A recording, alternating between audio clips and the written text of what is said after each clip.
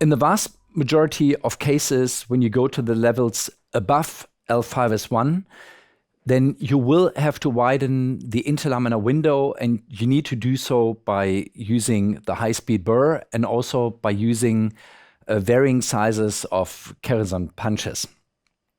It's very important that you create this space laterally, because if you don't do so, and basically if you force your way into the spinal canal, for example, with dissectors or with any other instruments, then you will run a risk of compromising or even injuring the neurostructures. So you have to be very, very careful with that, and you must use the high-speed burr, which is therefore essential at some stage later on during your learning curve, that you know how to use it and you know how to apply these tips and tricks.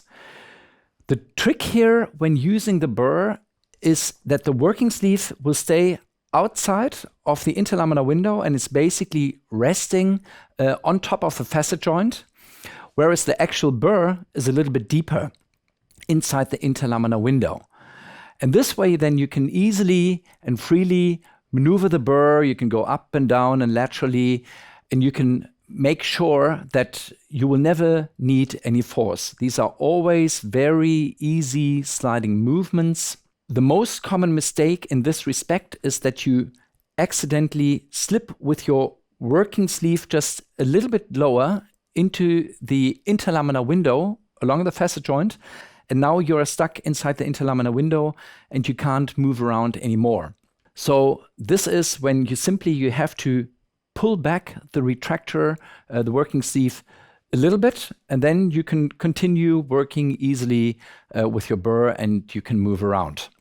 Please also make sure when you are working with these sharp instruments in very close proximity to the neural structures that you basically build in your own safety stop.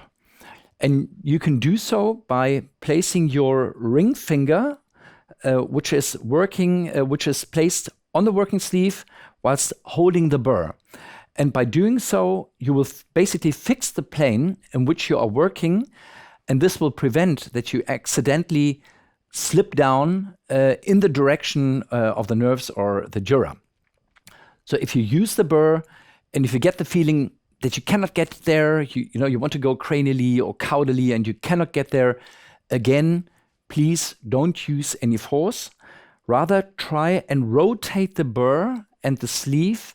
And the trick here is, please remember that the working channel of the endoscope is not located in the middle, it's not located centrally, but it's rather located eccentrically.